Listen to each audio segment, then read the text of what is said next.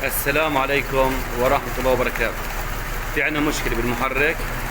لو بنلاحظ في عنا رجة وتقطيعة بالمحرك، مثل ما حكينا فيديوهات سابقة. التقطيعة أو الرجة أكثر من مشكلة. عم نحكي عن مسفير تقطيعة داخل المحرك، بمعنى إنه في سلندر عم بفصل أو سلندر فيه مشكلة. دائما التقطيعة والمسفير بيعملها بواجي، بيعملها بخاخ، بيعملها هو ضغط المحرك او الكومبريشن. خلينا نفوت على الداتا مسفير ونشوف انه سلندر او السلندرات متعطلة في المحرك.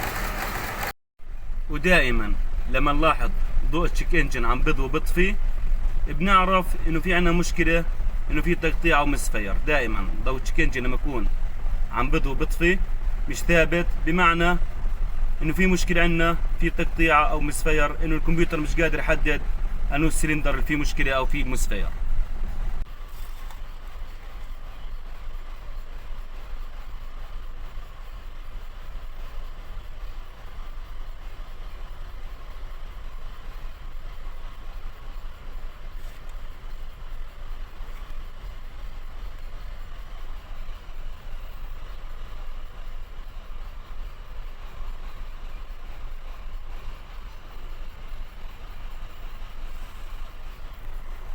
لو بنشوف المسفير بنلاحظ انه سلندر 3 4 5 6، او بمعنى معظم السلندرات او كل السلندرات عليها مسفير.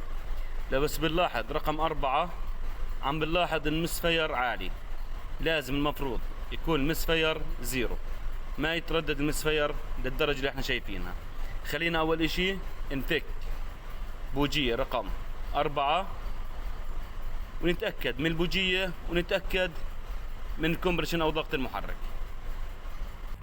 لو بنشوف عندنا هون سلندر رقم 1، وعندنا هون سلندر رقم 2، وعندنا هون سلندر رقم 3، وعندنا هون سلندر رقم 4 اللي كان فيه مشكلة ومسفير عالي.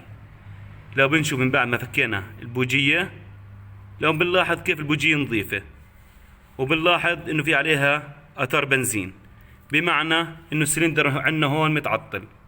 خلينا نفحص كومبريشن او ضغط محرك، لانه دائما لما يكون السلندر متعطل بشكل كامل، الاشي الرئيسي اللي بيعمل تعطل السلندر بشكل كامل والبوجيه ما عم تحرق بشكل كامل والبوجيه نظيفة، بمعنى انه البنزين كان يضرب في البوجيه والبنزين ما ينحرق.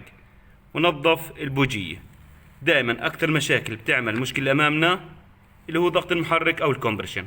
خلينا نفحص ضغط المحرك.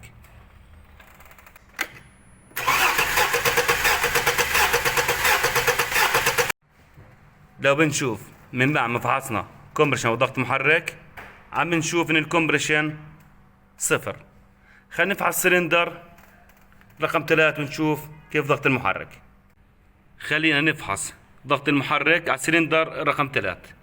لو بنشوف من بعد ما فكينا البوجية في اثار كربون واثار حرق. لو بنشوف البوجية رقم 4 اللي كان فيها مشكلة ما في عليها اثار حرق، بمعنى البوجية نظيفة، بمعنى البنزين ما كان ينحرق ونظف البوجية. خلينا نفحص سلندر رقم 3 ونشوف الكومبريشن على سلندر رقم 3.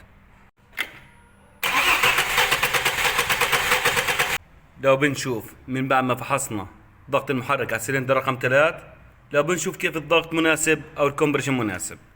هلا المشكلة الرئيسية في سلندر رقم 4 اللي ادت لفقدان الضغط، في عنا سببين او مشكلتين. اول مشكلة بيكون في مشكلة في الصباب انه عم بنفذ ضغط المحرك، وفي عنا مشكلة من الرينج او البستون.